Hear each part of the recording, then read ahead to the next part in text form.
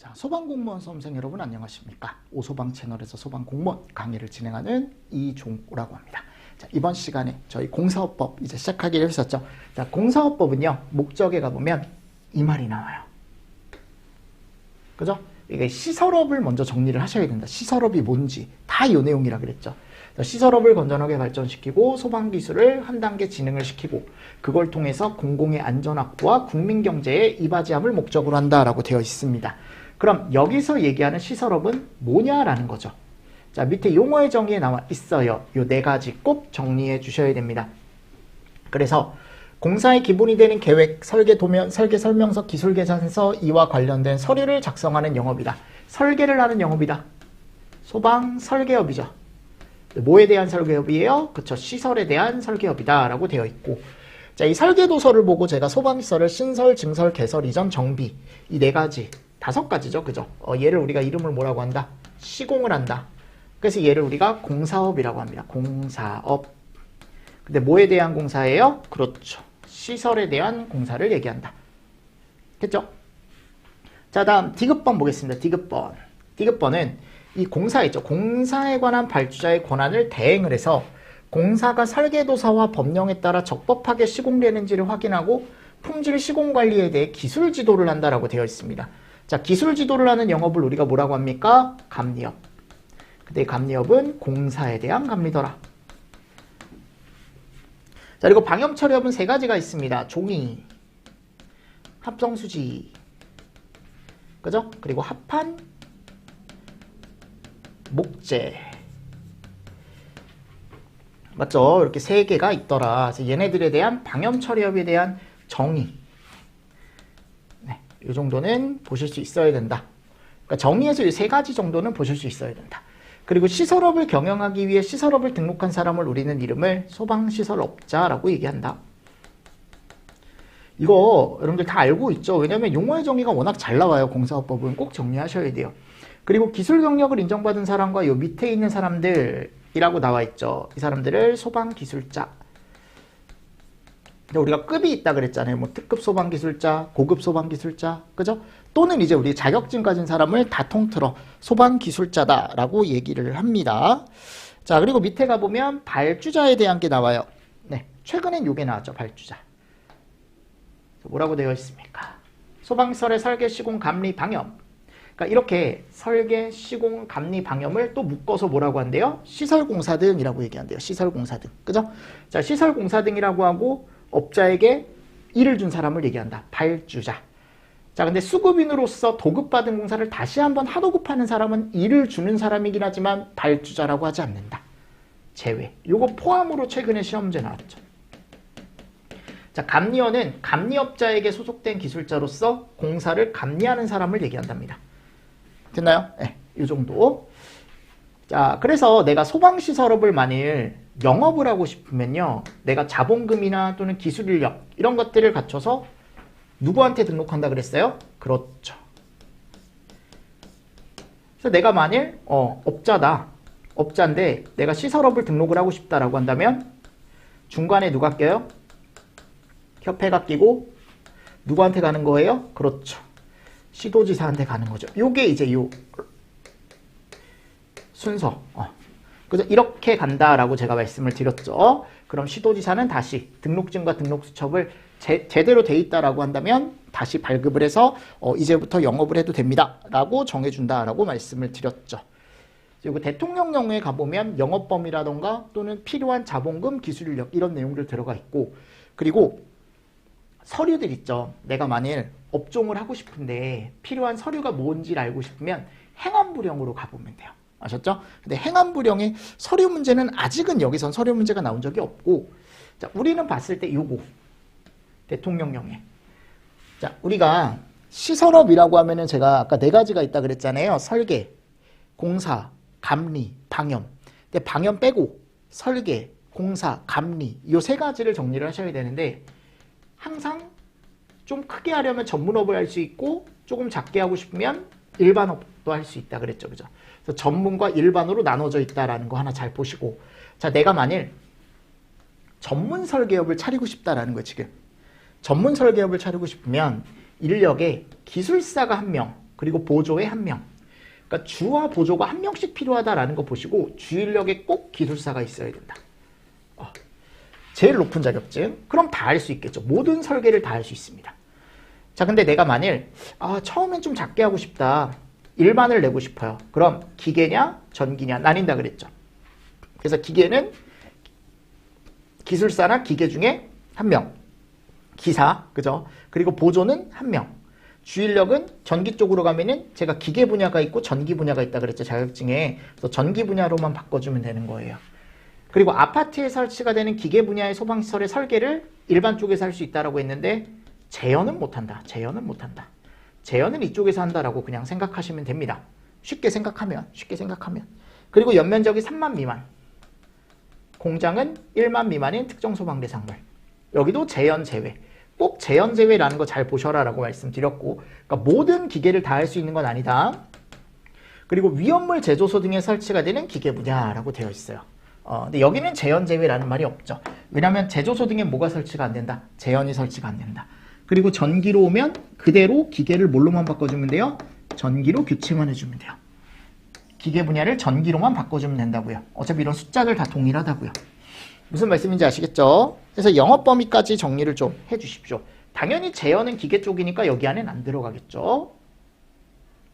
자, 그리고 나서 이제 공사업입니다. 공사업. 자, 공사업도 마찬가지예요. 내가 전문이 있고 일반이 있죠. 자, 전문 쪽에 가보면 기술사나 기계, 전기 분야 각각 1명. 또는이니까 난 그냥 쌍기사 1명 취득하면 되는 거야. 그냥 쌍기사 1명 데리고 있으면 되는 거예요. 자, 쌍기사라는 건 기계와 전기를 다 가지고 있는 사람. 아셨죠? 그리고 보조 2명이라고 들어가 있습니다. 그러니까 이게 보조 2명이 특이한 거라고요. 다 보조가 1명이에요. 나머지는. 요거 하나 잘 보셔라 라고 제가 예전에도 말씀을 드렸었고, 자본금은 무조건 1억이에요. 뭐 밑에부터 보면 다 1억이죠. 자, 모든 공사 다 할 수 있고요. 기계, 전기 나와 있죠. 자, 주인력, 보조인력 나와 있는데, 자, 주인력에 가보면 기술사나 기계 분야 1명. 그죠?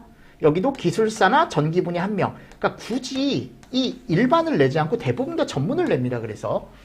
왜냐면 똑같잖아요. 그죠? 주인력 기준이 똑같잖아요. 보조인력만 1명 더 있으면 되는 거 아니야. 자, 하여튼 이런 식으로 되어 있고요. 연면적이 여기 1만 미만이라고 들어가 있어요. 1만. 1만 미만의 공사를 할 수 있다. 나머지는 다 여기서 하는 거고. 그 외는. 그리고 위험물 제조소 등은 여기서도 할 수 있대요. 일반 공사업에서도. 맞죠? 네. 그래서 이런 것들이 정해져 있는 거고요. 자, 다음 감리입니다. 감리. 자, 감리가 조금 복잡하죠. 인력 기준이 조금 복잡해요. 그래서 여기 내가 만일 전문을 하고 싶다라고 한다면 기술사와 특급, 그죠? 고급, 중급, 초급 기계와 전기 각각 1명씩. 각각 1명씩이에요. 그러니까 총 9명이 필요한 겁니다. 기술사 있어야 되고 특급 기계전기, 그죠? 고급 기계전기, 중급 기계전기, 초급 기계전기. 맞나요? 그리고 일반 감리업일 때는 특급, 고급 또는 중급이에요. 동그라미가 안 쳐질까요? 네. 그리고 초급. 마찬가지죠. 그래서 기계냐 전기냐. 그리고 영업 범위는 어차피 설계업하고 제가 다 동일하다라고 말씀을 드렸고, 방염 처리업 영업 범위 3가지 알고 계시면 되겠죠. 그리고 밑에 이제 혹시 높아심에 기계와 전기가 무슨 말인지 모르면 아래 읽어보시면 됩니다. 기계에 해당하는 것과 전기에 해당하는 거 제가 밑에 넣어놨어요. 자, 그리고 제가 이제 등록을 할 거예요. 이 등록을 할 건데 하고 싶어도 못하는 경우가 있다 그랬죠. 그게 이제 뭐에 해당하는 경우? 결격사유에 해당하는 경우. 그래서 그 결격사유에 해당하는 경우가 나와 있습니다. 5조에.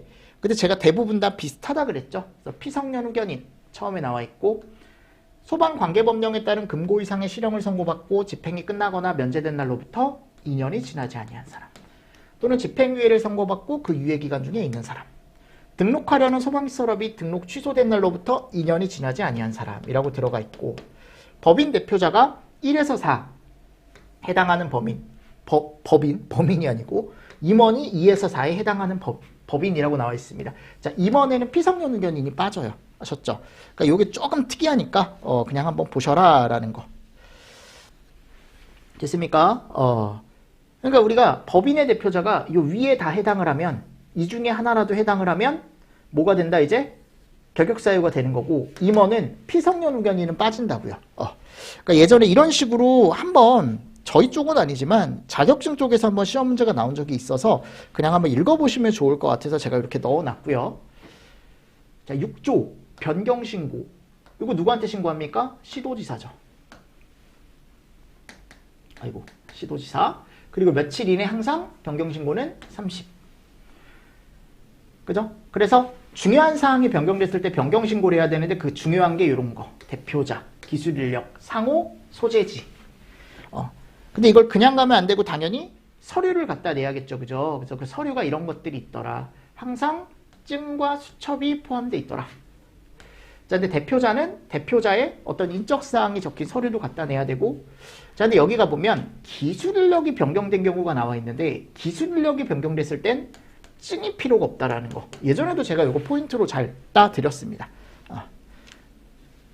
됐죠? 이런 거 잘 보시고요. 그리고 휴폐업 신고가 나와요. 이것도 30일 이내 해줘라라고 되어 있습니다. 그래서 소방시설업자는 소방시설업을 휴업, 폐업 또는 재개업했을 때 시도지사에게 신고를 한다. 폐업 신고한 사람이 말소 후에 6개월 이내 똑같은 걸 다시 내가 하고 싶다. 폐업 신고를 했지만 다시 똑같은 걸 6개월 이내 다시 하고 싶다라고 한다면 폐업 신고 전에 소방시설업자 지위를 그대로 가지고 올 수 있대요. 그러니까 다시 등록할 필요가 없다라는 거죠. 그래서 지위 승계 신고라는 걸 그냥 그대로 해주면 된다라는 내용도 들어가 있다. 맞습니까? 네, 이런 것도 같이 정리를 좀 해주시면 좋을 것 같습니다. 그리고 지위 승계에 대한 내용, 이것도 최근에 시험 문제가 나왔습니다. 30일 이내 시도지사한테 한다라는 거 잘 보시고, 요 사유를 잘 보십시오. 사유. 그래서 사망한 경우 상속인이 30일 이내, 양도한 경우 양수인이 30일 이내, 합병한 경우 합병으로 설립되는 법인이 30일 이내 신고를 해주는 거예요. 경매로 본인이 인수를 하면 30일 이내, 그죠? 환가에 의해 지위 승계하는 경우 30일 이내, 압류재산의 매각으로 인해 본인이 인수하면 30일 이내 지위 승계. 아셨죠? 네, 이런 것도 같이 보시면서 넘어가 주시면 될 것 같고요. 그리고 거기 소방시설업의 운영이라는 게 들어가 있습니다. 그럼 뭐가 들어가 있냐면 일단 뭐 해주지 말아라, 대여하지 말아라. 당연한 거죠. 등록증이나 등록수첩 빌려주면 안 된다라고 되어 있고, 영업정지 처분이나 등록 취소 처분을 받으면 여기 갔을 때 당연히 그날로부터 공사 등을 하면 안 되겠죠. 이 공사 등이란 말이 나오면 항상 공사업법에 공사 등이란 말이 이제 계속 나오거든요. 요거 얘기하니까 설계, 시공, 감리, 방염 얘기하는 거니까 잘 보시고, 자, 그리고 여기 보시면 시설업자를 다음 각 후에 어느 하나에 해당하는 경우 공사 등을 맡긴 관계인에게 사실을 알려라 라고 되어 있는데, 시설업에 뭔가 이제 문제가 생긴 거예요. 자, 문제가 생겼을 때 알려줘야 되는데, 이제 일단은 요거 계약한 사람이 바뀌었을 때, 그죠? 또 이제 취소나 정지, 뭔가 회사가 잘못해서 취소 정지 처분을 받은 거예요. 또는 회사가 예를 안 돼요. 휴폐업, 그죠? 당연히 알려줘야겠죠. 됐습니까? 이런 것도 잘 나오니까 같이 정리를 좀 해주시고, 그리고 즉시 취소 사항이 있어요, 밑에. 자, 얘는 시설업이요, 뭔가 잘못하면 즉시 너네 그만해 라고 하는 경우가 있는데, 거짓과 부정으로 등록한 경우, 그죠? 그리고 결격사유 들어간다 그랬고, 보세요, 영업기간 중에 공사 등을 한 경우. 그래서 여기 뭐가 없다? 대여가 따로 없습니다. 대여가 따로 없어요. 그래서 대여는 여기 나와 있죠. 자, 이런 것들이 이제 6개월 이내의 기간을 정하여 영업정지 또는 시정, 이런 식으로 나와 있습니다. 됐죠? 그래서 예전에도 제가 한번 말씀을 드렸었는데, 이게 한 번 잘못하면 6개월. 요 정도는 뭘까요? 6개월. 그리고 두 번 잘못하면 취소. 자, 1년이 지날 때까지 영업을 안 하면 경고와 취소. 바로 취소는 아니다라는 겁니다, 제 말은. 아셨죠? 등록 기준에 미달하게 된 경우, 된 후 이제 30일이 경과했을 때는 요게 경고, 처음에는 경고, 그리고 영업정지 3개월, 그 다음 취소. 됐죠? 네, 이 정도 보시면서 넘어가 주시면 되지 않을까요? 네, 됐습니다. 자, 그리고 10조에 가보면 뭐가 나와요? 과징금이 나옵니다. 과징금. 자, 이 과징금은 얼마다? 2억. 영업정지에 따른 과징금 나와 있죠? 2억이라고 들어가 있습니다. 됐습니다. 네, 이 정도 보시면서 넘어가 주시면 돼요. 네. 자, 그리고 나서 뒤에 이제 뭐가 나오냐면 공사득이 나와요. 그죠? 설계에 대한 내용. 뭐 설계에 대한 내용은 읽어보시면 되죠. 왜냐하면 설계에 대한 내용은 크게 없거든요. 공사업법에. 그래서 제가 예전에 이 성능이주 설계 하나 잘 보시라고 했고, 기술사 몇 명? 2명 이상이 필요하다라는 거 잘 보시라고 했고요. 그리고 12조부터가 이제 뭡니까? 이제 시공부터죠. 그러니까 결국 공사업에서 할 수 있는 업무. 공사업자들이 하는 업무가 우리가 얘기하는 시공이에요. 뭐 개설, 이전, 정비 이런 것들. 신설, 개설, 증설 이런 것들. 그래서 아까 나와 있었잖아. 그지? 신설, 증설, 개설, 이전, 정비. 자, 얘를 이제 시공이라고 하는데, 시공을 할 때 우리가 꼭 해야 되는 게 뭐냐면, 거기 가보면 이제 공사업자들이, 공사업을 등록한 사람들이 이런 거에 맞게, 기준에 맞게 꼭 공사를 해줘야 된다라고 되어 있고요. 그리고 본인들이 데리고 있는 기술자를 꼭 공사 현장에 배치를 해줘라라고 되어 있습니다. 그래서 소방기술자 배치 기준이 먼저 나와요. 이게 대통령령에. 그래서 얘는 여러분들이 암기를 해 주셔야 됩니다. 언제든지 나올 수 있습니다. 그래서 특급 소방기술자는 연면적이 얼마 이상인 공사 현장? 20만. 그리고 지포, 지하층을 포함한 40층. 맞죠? 그리고 3만에 20만 들어간다 그랬죠. 고급은. 그리고 지하층을 포함한 층수가 16층에 40층이고 여기에 아파트 제외된다라는 거. 그래서 아파트가 여기 밑에 따로 들어간다 그랬어. 중급에서. 자, 물분무 등이나 재현. 근데 호스릴 제외. 그죠? 재현 들어가고 아파트 제외가 됐을 때 여기 3만 들어갔죠? 5천에 3만 들어가고 여기가 1만에 20만 아파트가 여기 들어가죠. 이거 꼭 외워야 돼요. 제가 예전에 꼭 외워야 된다라고 말씀드렸어요. 그리고 여기가 1천 이상인 거, 그러니까 1천에 5천, 1천에 1만 요게 들어가는 거죠. 아파트 각각. 그리고 여기가 지하구, 여기가 초급입니다. 그 나머지는 이제 자격 수천만 있어도 가능하다. 됐죠? 그럼 이렇게 시공이라는 걸 할 때 이 사람들을 우리가 배치를 하는데 배치를 언제부터 언제까지 하냐. 기본적으로 공사가 시작, 여기 시작이라 그랬죠. 공사 시작. 그리고 완공할 때까지. 끝날 때까지. 됐죠? 자, 공사업자는 이 1번에도 불구하고 품질 및 안전관리에 지장이 없다. 다음에 어느 하나에 해당하면서 발주자가 서면으로 승낙한다. 괜찮다. 라고 하면 잠깐 배치하지 않을 수도 있대요. 그게 이제 뭐예요? 여기 갔을 때 민원이 들어왔거나 또는 계절적 요인. 너무 춥거나 덥거나. 그죠? 잠깐 스탑이 된 공사가. 또는 예산이 없대요. 맞습니까? 또 발주자가 엄청 큰 사유로 인해서 이게 안 된다. 또는 천재지변으로